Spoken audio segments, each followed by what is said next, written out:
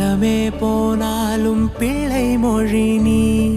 சிமிட்டும் கண்ண பார்க்க குடுத்து வச்சனாஹோ, எனக்கு தந்த வாழ்க்கை உனக்கு மட்டும்தாஹோ. துணையின்னு நான் சொல்லி கூட இருப்பேன், நெசத்துல ஏன் துணை நீ தாண்டி. அழகு பூதாண்டி ஏன் ராசாத்தி.